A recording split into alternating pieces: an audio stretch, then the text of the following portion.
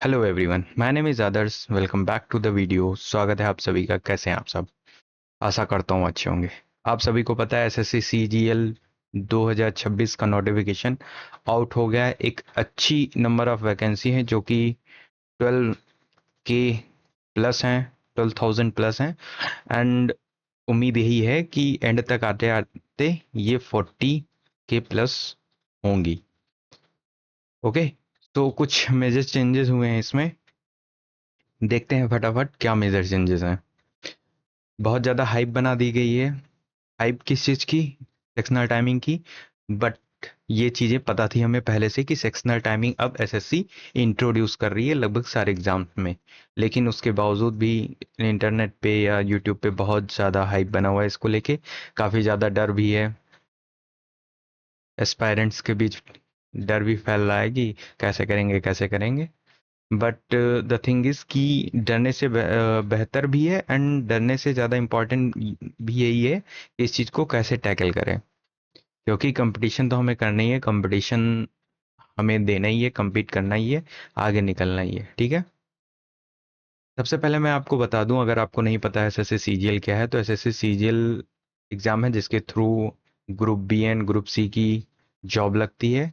इसमें inspector post पे and उससे थोड़े लोअर पोस्ट पे ज्वाइनिंग होती है। ठीक है, CBI, narcotics, GST, income tax, इन सारे डिपार्टमेंट्स में इनका होता है।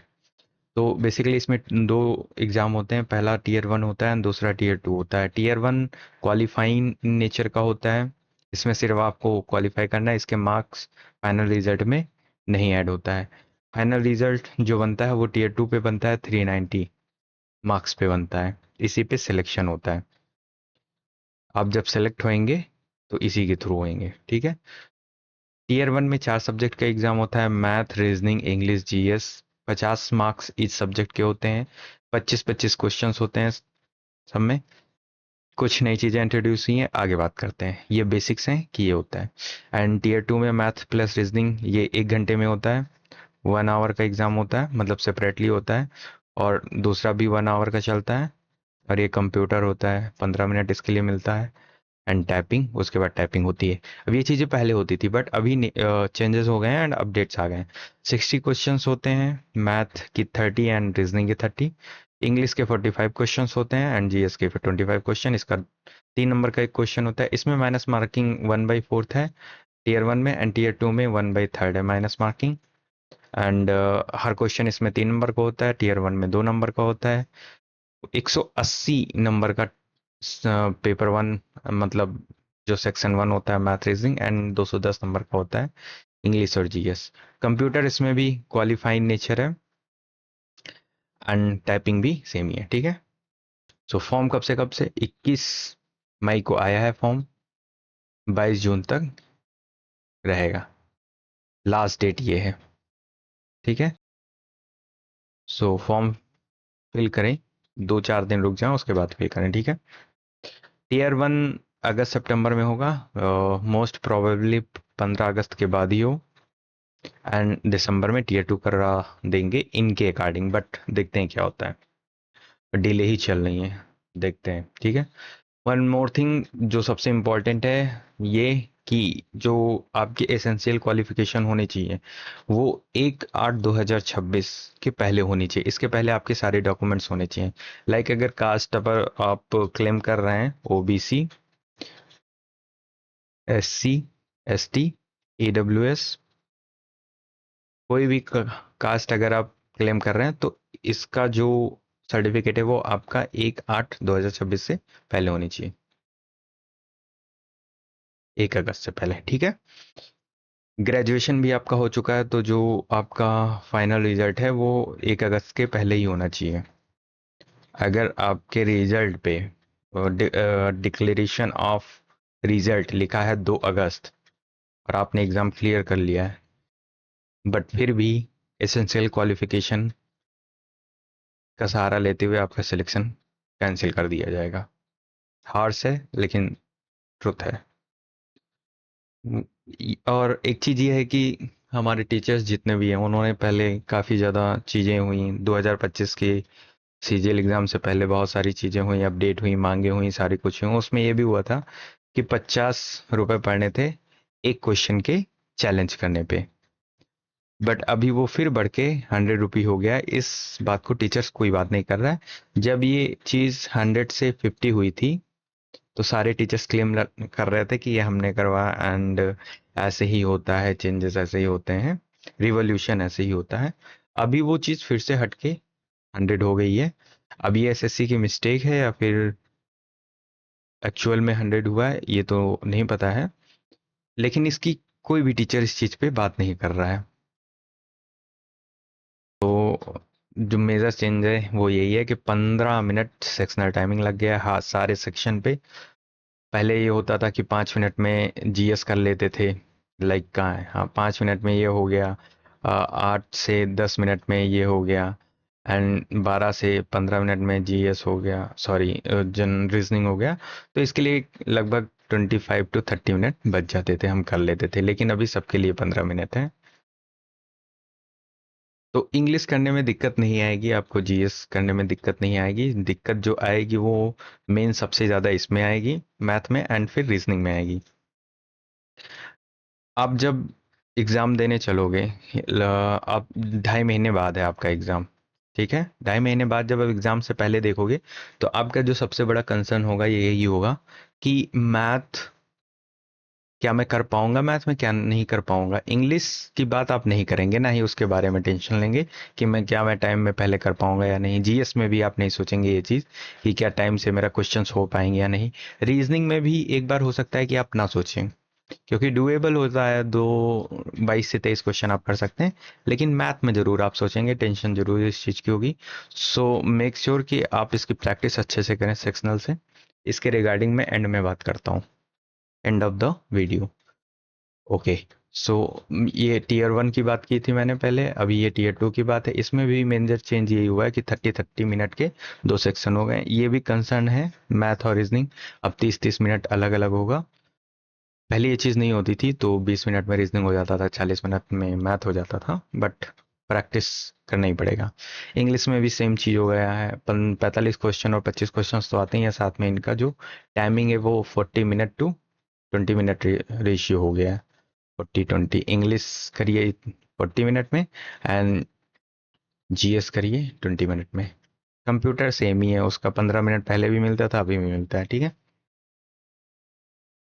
एंड ये चीज़ अभी चल रही है कि it will be mandatory for the candidate to qualify all the section of paper separately. तो क्या हर सेक्शन का सेपरेट कट ऑफ होगा? तो ये चीज़ बिल्कुल ही गलत है, ऐसा नहीं है। इसमें ये बोला गया qualify all the sections of paper 1 separately. पहली बात तो ये है कि टीयर 1 में पेपर 1 होता नहीं है, ठीक है। टीयर 2 में होता है। टीयर 2 में पेपर 1 होता है, उसमें इंग्लिश, जीएस, मैथ, रीजनिंग सारी चीज़ें होती हैं। तो ये चीज़ 2025 के नोटिफिकेशन में भी लिखी हुई थी कि क्वालिफाई करना कंपलसरी। एंड दैट ये है कि 30% UR, 25% OBC, 20% all other category. So ये बड़ा कंसर्न हमारे लिए नहीं है। इस चीज़ को हाइप ना क्रिएट किया जाए कि बड़ा कंसर्न है और सेपरेट कट ऑफ आएगी, ऐसा कुछ नहीं है। 2025 के नोटिफिकेशन में भी सेम चीज़ ही देखी गई थी, अभी भी देखी गई है। आप अगर बोलेंगे तो मैं उसका 2025 के नोटिफिकेशन में जाके उसका स्क्रीनशॉट लेके आपको दिखा दूंगा, ठीक है। तो यही है minimum qualifying marks of tier 1, section 1, section 2 and section 3 of paper 1 of tier 2। तो टीयर 1 में एंड टीयर 2 में, and paper 3, paper 2, paper 3 of tier 2, ठीक है। तो उसमें इतना क्वालिफाई करना है। तो इसमें कहीं ये बात नहीं किया है कि आपका सेक्शनल कट ऑफ होगा, नहीं। इसमें बात ये किया है टीयर 1 में मिनिमम क्वालिफाइंग कितना है। तो 200 नंबर का अगर टीयर 1 है तो यू आर 30%, दैट इज की 60 नंबर लाना कंपलसरी है। तो भाई 150 पे सिलेक्शन हो रहा है, 140 पे सिलेक्शन हो रहा है, 60 नंबर नहीं लाएगा बंदा तो सेलेक्ट कैसे होएगा? तो इस चीज़ को हटाएं, कोई बात ही ना। एंड जो मैं अभी बात कर रहा था आपसे कि जब आप 2 महीने अगस्त में एग्ज़ाम देने जाओगे तो आपका कंसर्न क्या होगा, आपके दिमाग में क्या चीज़ें चलेंगी कि क्या मैथ मैं टाइम पे कर पाऊंगा। इंग्लिश की बात करें, आप नहीं सोचोगे क्योंकि ये डूएबल वैसे भी 8 से 10 मिनट में होता था, अभी 12 से 15 मिनट में होगा, तो इसको आराम से कर लेंगे। जीएस के बारे में भी आप नहीं सोचोगे क्या मैं सेक्शन में कर पाऊंगा। मैथ में जरूर सोचोगे, सबसे ज़्यादा इसी में सोचोगे, इसी में आपका डर बनेगा, एंड रीजनिंग भी। ठीक है। तो जो सबसे ज़्यादा काम करना है आपको मैथ और रीजनिंग पे करना है, थ्योरी पे तो सब पे काम करना है, बट प्रैक्टिस पे मैथ एंड रीजनिंग पे ज़्यादा करना है। इसके लिए आपको क्या करना चाहिए, 2 सेक्शनल मॉक डेली देने चाहिए, मैथ प्लस रीजनिंग। अगर ये डर बाहर निकालना है भाई, आप 2.5 महीने है ना हमारे पास, 2.5 महीने अगर आप डेली मॉक देते हो, डेली, बिना संडे, बिना किसी रेस्ट, तो कितने दिन हो जाएंगे, 75 डेज अप्रॉक्स। कितने मॉक्स हो जाएंगे, 150 मॉक्स का मतलब आप समझ रहे हो कि आपकी प्रैक्टिस यहाँ थी और यहाँ से बढ़ के अब यहाँ चली जाएगी। मैं भी इस चीज़ में आपका थोड़ा बहुत साथ दूंगा, वो साथ यही होगा कि एक सीरीज मैं चला रहा हूँ, that is SSC series, sectional layers, sectional layers champion series. ठीक है, तो इसमें मैं क्या करता हूँ, पहले मैं मॉक देता हूँ, एंड मॉक देने के बाद इसके सोल्यूशन डिस्कस करता हूँ। सोल्यूशन डिस्कस कौन सा करता हूँ, जो 50% अटेम्प्ट परसेंटेज से जो कम होता है उसको करता हूँ, या फिर जो मैं खुद नहीं कर पाता हूँ वो करता हूँ। सो इससे आप एक्चुअल प्रॉब्लम कहाँ क्रिएट हो रही है या आइडेंटिफाई कर सकते हैं वीडियो के थ्रू, मॉक के थ्रू कैसे अटेम्प्ट करना है, वे ऑफ अटेम्प्टिंग आपको आइडिया लगेगा एक्चुअल में।